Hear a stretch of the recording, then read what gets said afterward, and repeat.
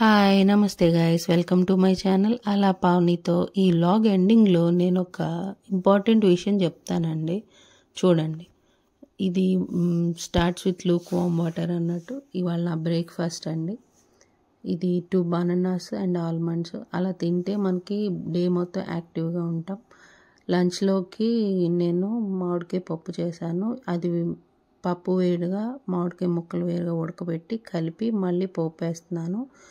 Lunch బాక్స్లోకి చిన్నబాబుకి masala rice లాగా చేసి పంపించాను. పెద్ద బాబు వెళ్ళట్లేదు. ఆ విషయం లాస్ట్గా చెప్తానండి. పేరెంట్స్ పంపించేటప్పుడు మన కిడ్సే కాదు వేరే కిడ్స్ కూడా మన పిల్లలతో సమానం అనుకొని గిఫ్ట్స్ పంపించాలి. నేను అదే విషయం లాస్ట్లో చెప్తానండి. ఇది లంచ్ ప్రిపరేషన్ ఏంటంటే పొద్దున్న మసాలా రైస్ కొంచెం ఎక్కువే చేశాను. అదే కొద్దిగా వేడి చేస్తున్నాను అనమాట. ఇంకా దాల్, మసాలా రైస్, కర్డ్ అనమాట. నేను కొంచెం తక్కువ క్వాంటిటీసే తింటాను. సో బౌల్స్ అయితే కౌంట్ లాగా ఉంటుందని బౌల్స్లో సర్వ్ చేసుకుంటాను. రోజు ఇన్ని ఉండవులేండి. నేను ఒక కర్రీ ఉన్నా తింటాను, లేకపోతే కర్డ్ రైస్ అండ్ దానిలో బనానా తింటాను. బనానా కర్డ్ రైస్ మనకి స్వీట్ క్రేవింగ్స్ కూడా తగ్గిస్తాయి.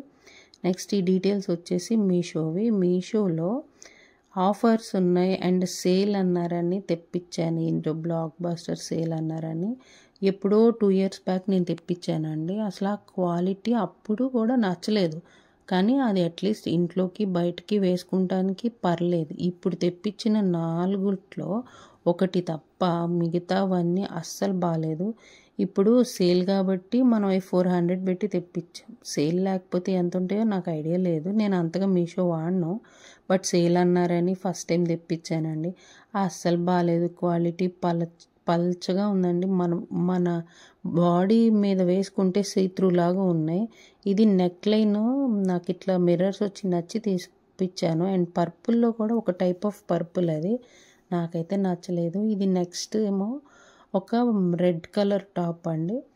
బాగానే ఉంటుందని తెప్పించాను. ఇదైతే జస్ట్ క్లాత్కి కుట్లేసి పంపించారు అంతే, లైనింగ్ లేదు, ఏం లేదండి. జస్ట్ పైన ఒక దాని ఏమంటారు సైజ్ ట్యాగ్, దానికి ఇట్లా లోపల ఈ బ్రాండ్ అన్నట్టు పెట్టారు. అది రోజువారీ వేసుకుంటానికైనా ఉంచుకుందాము అనుకుంటే నాకైతే అసలు వేసుకొని చూపించడానికి కూడా పనికి రాకుండా ఉన్నాయండి. వేసుకొని చూపిద్దాం అన్నట్టే నేను ఓపెన్ చేశాను ఇవన్నీ. ఇదేమో ఒక బ్లాక్ టాప్, ప్యాంట్ షర్ట్స్ మీద పనికి వస్తుందని తెప్పించాను. అది బాగాలేదు. ఇదైతే అసలు ప్యాటర్న్ కూడా స్ట్రైట్ లైన్స్ లాగా ఉండాలి. నేను ఏదో ఎక్స్పెక్ట్ చేశాను, అది చండాలంగా ఉన్నాయి. నాకైతే నచ్చలేదు. నేను అందుకే రిటర్న్ పెట్టేస్తున్నాను. సో రిటర్న్ దగ్గర జరిగింది ఏంటంటే, ఈ టాప్ ఏమో ఇది ఇలా వచ్చింది. రిటర్న్ దగ్గర కూడా 3 టాప్స్ రిటర్న్ పెట్టేసి ఒక టాప్ ఉంచుకుందాంలే, 4 టాప్స్ ఎందుకు పెట్టడం అనుకున్నా. అసలు ఇప్పుడు ఫస్ట్ చూపించిన పర్పుల్కి రిటర్న్ లేదండి. ఈ 2 రెడ్ బ్లాక్ రిటర్న్ పెట్టేశాను. ఇప్పుడు చూపించే ఈ పింక్ వచ్చేసి కనీసం ఇంట్లోకి పనికి వస్తుంది. 488 ఏమో. ఇదేంటంటే బాడీ అంతా చక్కగా ఫిట్ అయింది, కానీ హ్యాండ్స్ దగ్గర టైట్ అయిపోయింది. కాకపోతే మరీ ఇంకా అసలు వేసుకోలేకుండా అయితే లేదు. కొద్దిగా క్వాలిటీ పర్లేదు. ఆ 3 అయితే అసలు వేసుకుంటానికి కూడా పనికిరావండి. ఇది పింక్ మీద ఇట్లా లైన్స్ వచ్చినాయి, అవి ఉండాలా ఏమో, నాకైతే నచ్చలేదు. ఇక్కడ నుంచి చెప్తానండి పెద్ద బాబుకి ఎందుకు అంత ఇబ్బంది అయింది అనేది. 2 days నుంచి నేను వ్లాగ్స్ కూడా పెట్టట్లేదు. ఏంటంటే బాబుది బర్త్డే చేశాం కదా, మీరు బిఫోర్ వ్లాగ్స్ చూసుంటే అర్థమయ్యేది. గిఫ్ట్స్ పంపిస్తారు కదండి, గిఫ్ట్స్ బదులు మేబీ అర్జెంట్లో ఉండి వాళ్ళకి వీలవ్వక చాక్లెట్స్ ఇంట్లో ఉన్నాయి పంపించారు. పంపించేటప్పుడు అట్లీస్ట్ డేట్ చూసుకోవాలి కదా. నేను అదే విషయం ఇక్కడ చెప్తున్నాను. డేట్ చూసుకోవాలి కదండి. డేట్ చూసుకోకుండా అలా ఎలా పంపించారో నాకైతే అర్థం కాలేదు. ఓపెన్ చేశారు, ఫ్రిడ్జ్లో పెట్టారు. నేను కూడా చెక్ చేయలేదు. దగ్గర 6-7 చాక్లెట్స్ వచ్చినాయి. నేను చెక్ చేయలేదు.